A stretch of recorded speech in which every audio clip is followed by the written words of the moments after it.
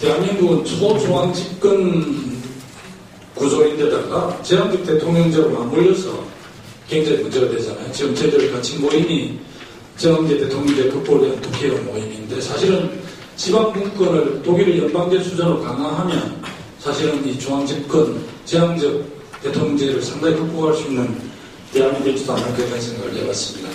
그래서 배현주 의원님 먼저 좀 한 5분 정도 이내에 토론해 주시기 바랍니다.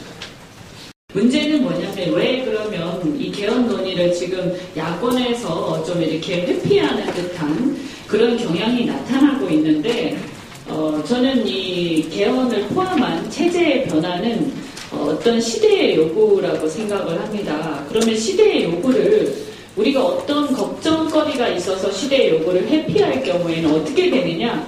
우리가 원하든 원하지 않든 그 논의는 원하지 않는 사람을 빼고 그냥 진행됩니다. 시대 요구니까요. 그래서 저는 걱정하는 게 우리가 개헌을 포함한 이 체제 변화에 대한 논의를 오히려 소홀히 하고 회피할 경우에 우리를 빼고 이 논의가 진전될 수 있다. 왜냐하면 그게 시대적 요구이기 때문에 그렇게 되면 우리가 원하지 않는 방향으로 오히려 반동적인 방향으로 이 개헌을 포함한 논의가 진행될 수 있다는 굉장히 심각한 상황을 우리가 명확하게 인식해야 한다고 생각합니다.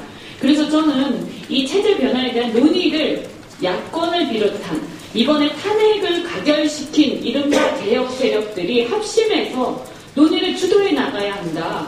그래서 탄핵 가결을 시켰잖아요. 그러면 그것에 이어서 바로 그 세력들이 합심해서 이 체제 변화에 대한 논의를 계속 지속시키고 해내야 합니다. 그런데 지금은 어떤 대선을 앞두고 여러 가지 계산 끝에 서로 그 논의가 하나로 보이지 않고 지금 분열되어 있는 상태인데 이렇게 되면 회피하는 세력이 빠진 상태로 논의가 그냥 진행되고 우리가 원하지 않는 방향으로 갈 수 있기 때문에 더 심각해진다는 것을 명심해야 된다고 생각을 합니다.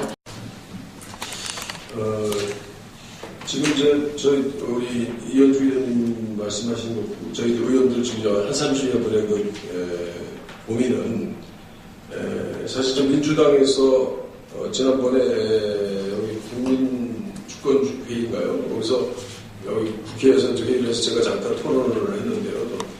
거기서는 좀 민주당은 개헌에 부정적이다 이렇게 다 보고 있더라고요. 그러니까 이제 민주당 내에 주류의 많은 분들이 지금 이 개헌 문제에 서로 판단에 있어서 개헌이 좀 정략적으로 보인다. 그래서 이거는 우선 선거부터 하자. 뭐 이런 논의에 중심이 돼 있고 또 거기에 어느 정도 입장을 같이 하는 몇 개 언론사. 그래서 그 당시에 한겨레신문 대기자도 토론제에 왔는데 아예 그 주권회의에서 한겨레신문 민주당은 개헌에 좀 소극적이다 이렇게 단정을 해버리더라고요. 그거에 대해서도 저희가 그렇게 반대도 못했습니다. 근데 오늘은 그렇지 않은 사람들의 모임입니다. 지금 이 30명은 전혀 개헌에 소극적이지 않은 사람들이 이제 오늘 모의를 한 겁니다. 그건 분명히 달리해야 되는데요.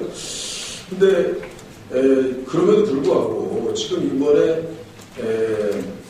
촛불 민심에 이제 보여주고 있는 그 개혁과제들 그 개혁과제들이 동시에 선택사항이 아니라 그것도 하고 헌법 개정의 문제는 오히려 그것이 근원이 되는 것이기 때문에 하겠다라고 하는 것이거든요. 그러니까 지금 최봉준 선생님 말씀하신 14개의 과제들, 언론개혁, 재벌개혁, 무슨 검찰개혁, 심지어는 국회개혁까지요. 국회개혁까지 그걸 전제로 하고 특히 김두관 의원님께서 주관해 주셔서 새로운 대한민국 문제는 정치다 이렇게 주제로 토론을 해주셨습니다. 오늘 아주 대단히 중요한 시점에 적절한 시점에 또 중요한 주제를 가지고 해주셨다고 생각을 하고 특히 개헌 논의가 이제는 더 이상 미룰 수 없는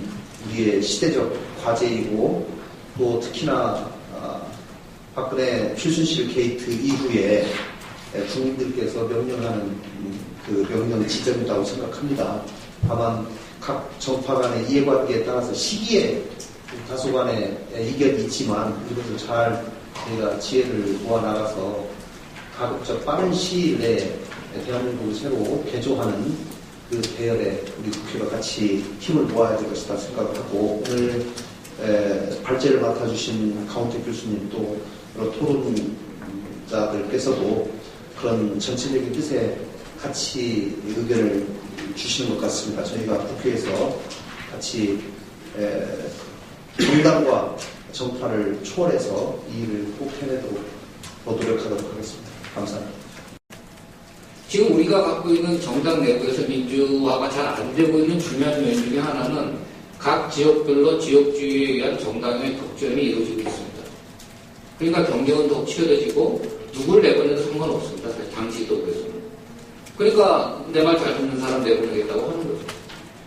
그래서 일단은 선거의 경쟁성을 어떻게 회복해야 되느냐라고 하는 측면은 단순한 우리나라의 선거민주주의나 대의제의 발전뿐만 아니라 정당 민주화와 관련해서 대단히 중요한 의미를 갖습니다.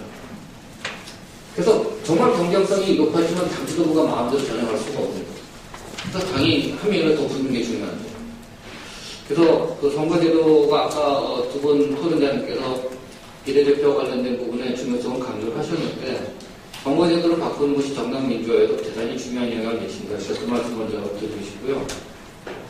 두 번째, 아까 이승민 의원님께서 10년 동안 정치가 후퇴했다고 생각을 말씀하셨는데, 저도 그렇게 생각을 하고요. 전반적으로 저는 상당히 나빴던 게 2004년에 이른바 정치개혁이라는 이름으로 시행됐던 여러 가지 형태의 그 법률 개정, 정치관계법 법률 개정이 저는 계약이었다고 생각합니다.